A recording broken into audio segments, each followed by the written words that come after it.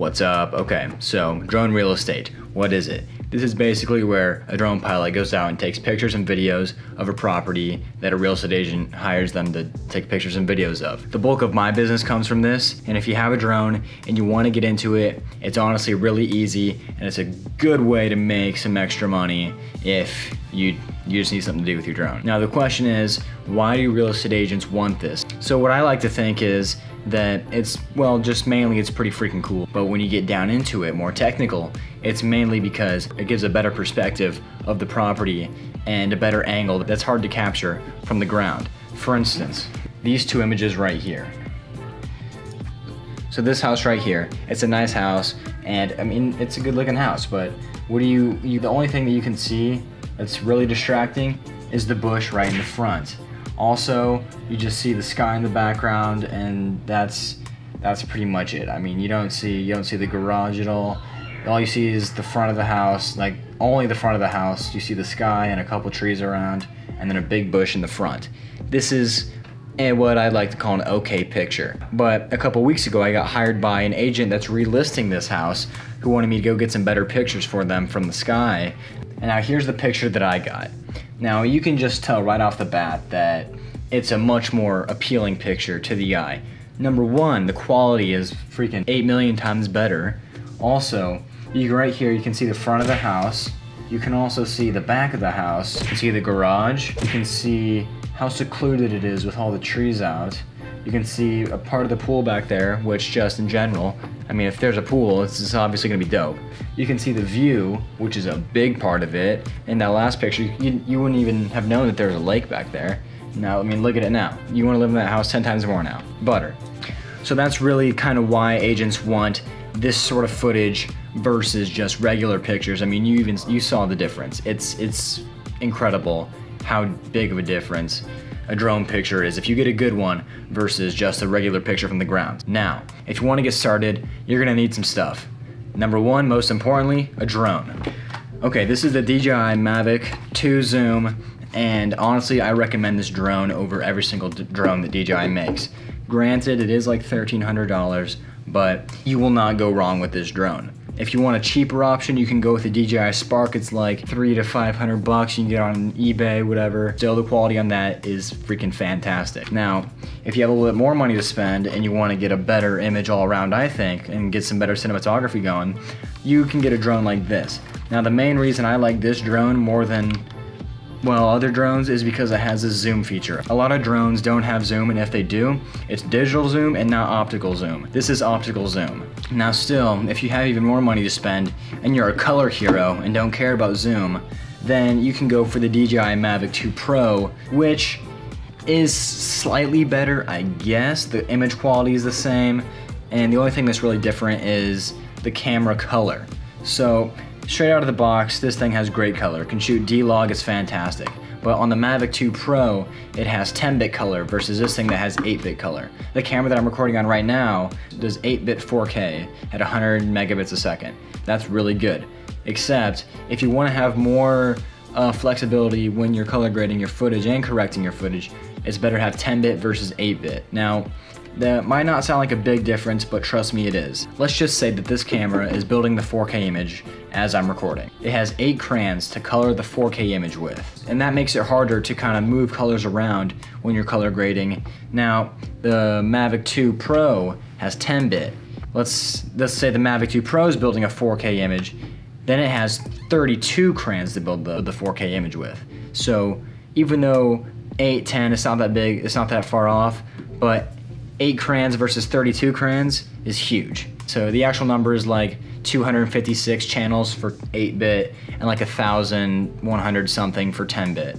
It's a big difference, and it really does make a difference when you're editing. But even then, I would still recommend this drone. Number two, you're gonna need an SD card. Now you're gonna need an SD card that shoots 4K, so you're gonna wanna go to Best Buy or Walmart or whatever, say, hey, I need a micro SD card that can shoot 4K, 100 megabits a second.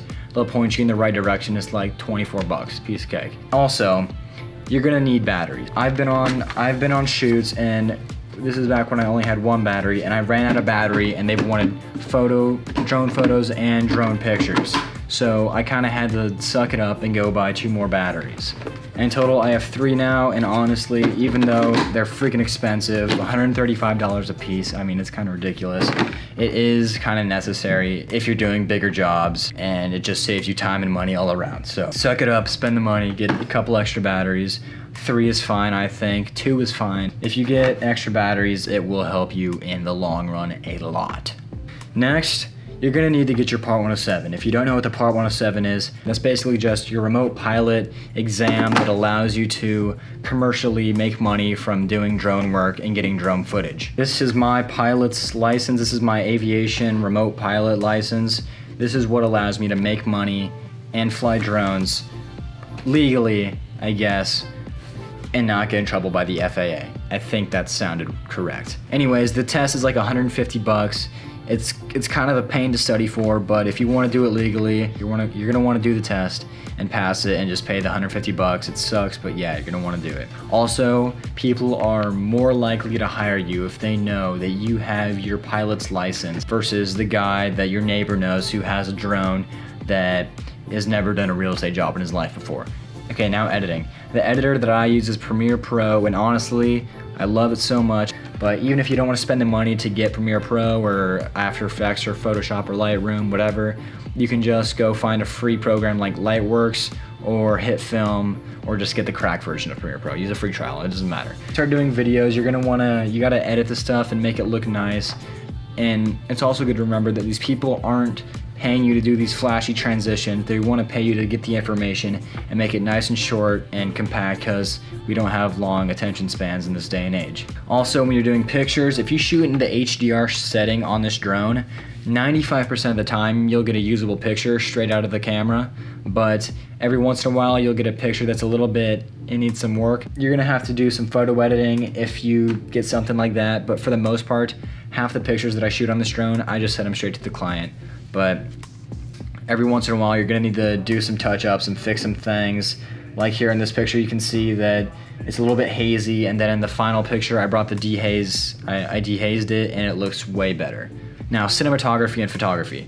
If you want to elevate your game in drone business, with photography and video, you're gonna need to learn some basic composition, angles, and how to get just all around great video compared to everybody else. The biggest mistake that I constantly see when people are doing drones, real estate, and all that stuff is their shaky footage. Even though it's on a gimbal, this is the gimbal, it means that wherever you move the drone, the camera is gonna stay in the same position on the whatever axis is, I don't care. You wanna make sure that your footage is always as stable as possible. A lot of the DJI drones have cinematic modes, which means it's really hard to get shaky footage, but I see it almost every time I'm looking at other people's drone videos. So you wanna make sure you have really stable footage. It'll help elevate your quality and make you look better than a lot of the people.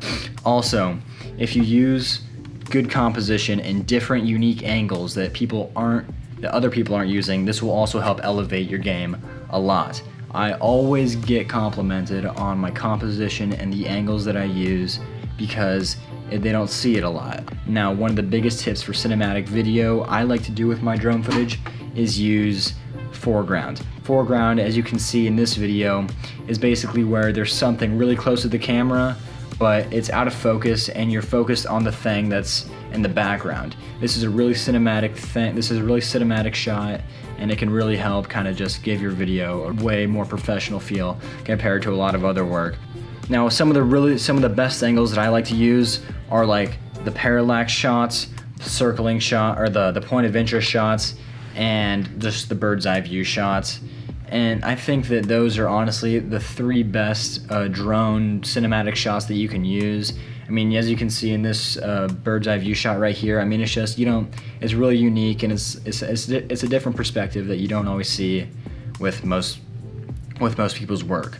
Also, the pan shot, this is where you're just going left to right and not going forwards or backwards. And I like to use foreground with this shot because it just gives it a really nice look and just kind of helps elevate you compared to everybody else.